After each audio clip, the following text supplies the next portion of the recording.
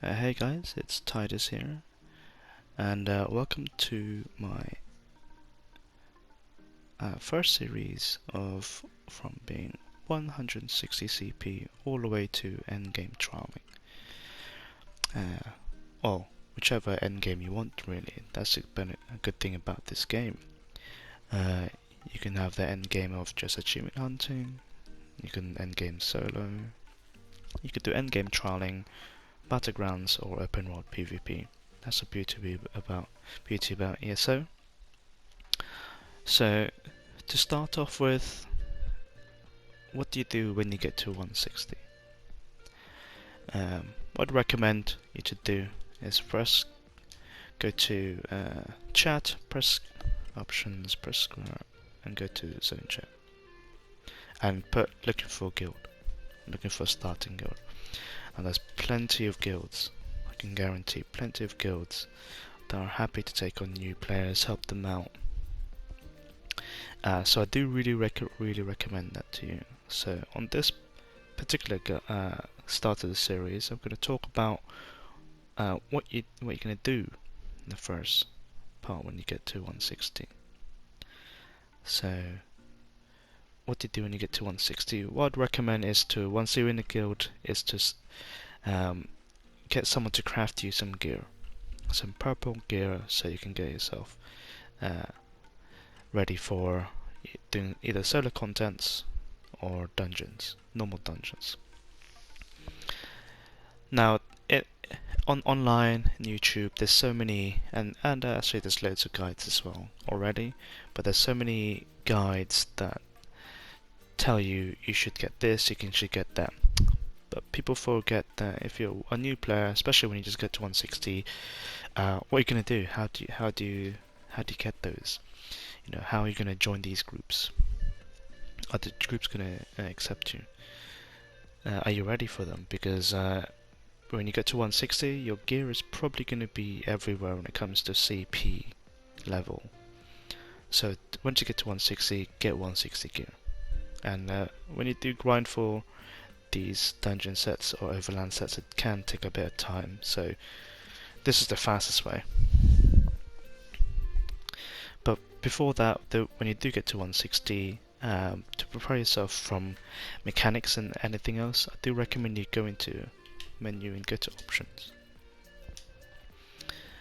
and adjust all the things that you need. So the ones I recommend is putting go to audio, go to NPC subtitles and video subtitles. This will help with combat cues and mechanic cues in trials and dungeons. So you know that when a boss says something, you know that something is going to come in a few seconds when it comes to mechanics. You can kind of choose. So the next one is gameplay. What you want to do is you want to go all the way to combat cues, turn it on, custom colors. Now this is the thing that a lot of that you'll see, especially because the game doesn't really tell you anything about this, especially when it comes to avoiding or going into friend resource and buffs, is to see what's on your feet. Because especially when I first started, it's really hard to see what was happening in your environment when it comes to mechanics or boss mechanics, etc. So I'd recommend you going to turning this one on. Now I've chosen something that doesn't really conflict with the environment, so in terms of colors. So you'd be surprised, but in dungeons, trials, and other places, there's not a lot of bright green. So I chose bright green. So choose something bright, and then just put it to max brightness. Then you can click on test. So for me, in PvP, for example, if someone's casting healing, I know to go into that healing because that's. And then it's the same with when it comes to enemy color. So I put something as pink. You can choose any other color, but with pink, there's not a lot. It doesn't really conflict a lot when it comes to environment. So choose pink. Same thing. Now, when you see, so for me, when I see something pink on the floor, or something, a ping coming from the an ad or boss, or in PvP someone, I know to avoid that. So otherwise, you would die. To start off with, I'd probably recommend putting on prevent attacking innocents.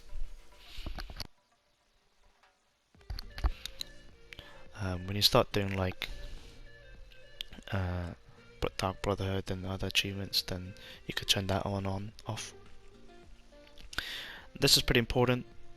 So quick cast. So skills like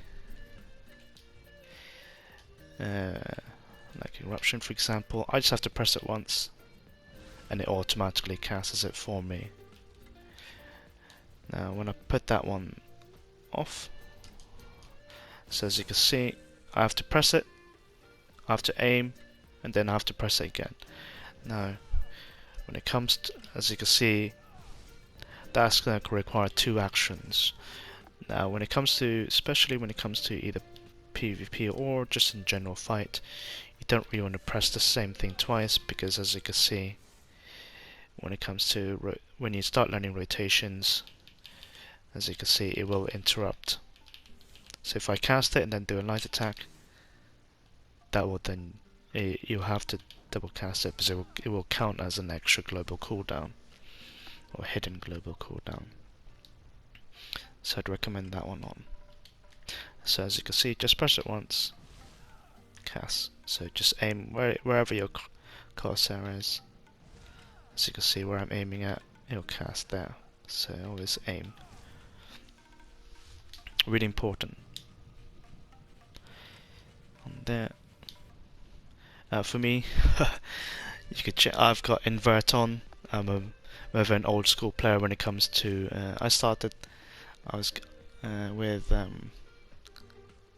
GoldenEye from N64, and then it's kind of got stuck now on the console. So any game I play, it's always inverted. So people get confused when they start playing my character.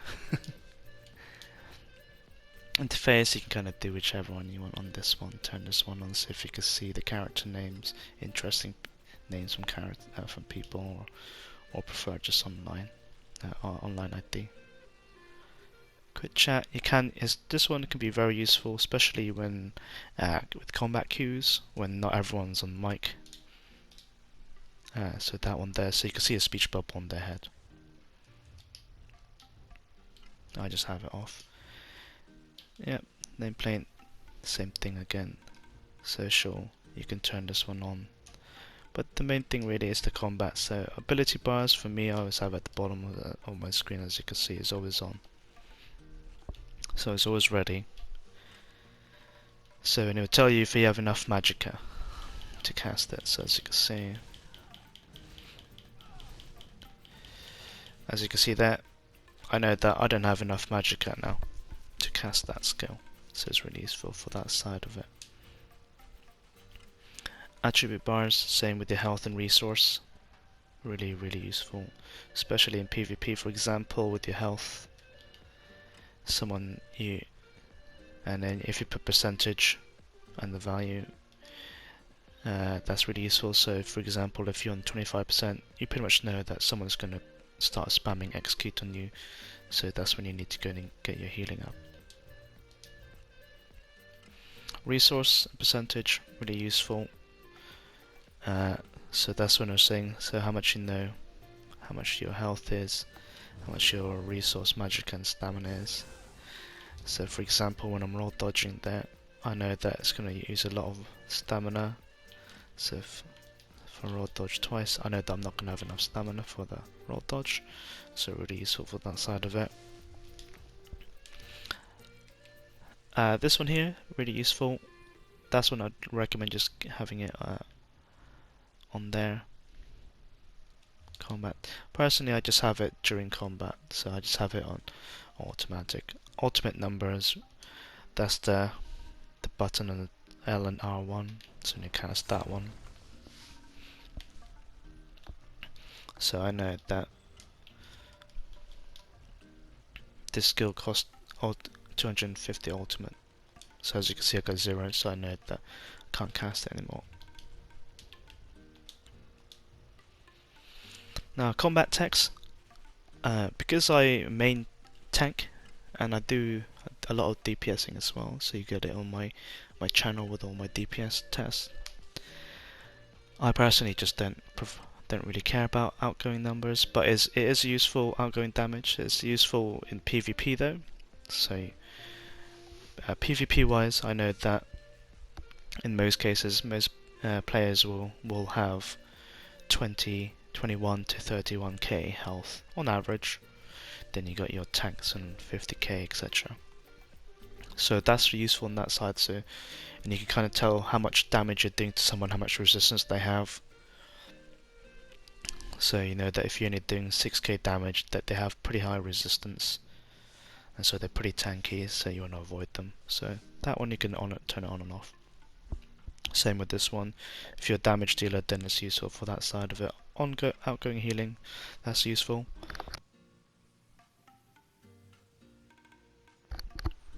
So if you're healing someone or healing yourself. Outgoing crowd control, this is what is useful for that side, especially when it comes to, or just in general. So, just give an example here.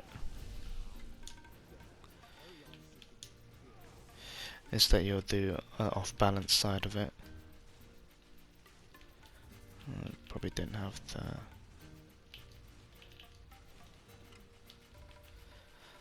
I didn't have it on there. That's fine. So you put off balance on a target. That's when you know that you'll do extra damage, depending on your setup.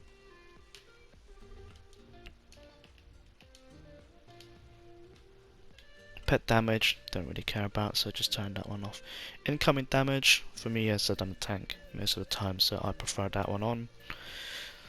So I know how much the boss is hitting me for, and so I know if I need to block or not. Generally, you don't really need to block as a tank. Only like the one-shots and the heavy attacks, really. Damage over time, so you can see how much damage ticks you're getting from those damage over times. Incoming healing, so your own heals and other ones. Crowd control, so if you're trapped, so that one's useful for certain mechanics. So you know if they're there on you. Buffs, I always have that one on, so that's just above my screen there. So as you can see, when I cast Volatile Armor, I know that it's got the countdown, and so when I know to know when to recast it. So you can see there. When I do damage someone, as you can see, countdown, so I know when to cast it again. So buff, self buff, target buffs from others and debuffs. That's now when it comes to trial. Generally, that's really important, especially if you're a necro. So if you use your ultimate Colossus on with your necro, it has a 20-second cooldown before you can then affect the same target with vulnerability. So you want to make sure that that you don't waste those casts.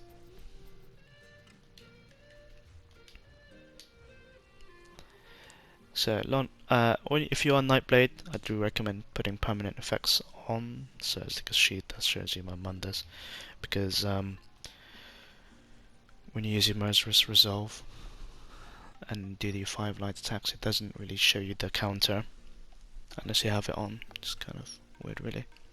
This is not permanent. So that's the start of that there. Now, when it comes to back to the subject on the hand. So when you get to 60, you still don't quite know what is going on. You're still learning about the game. As I said,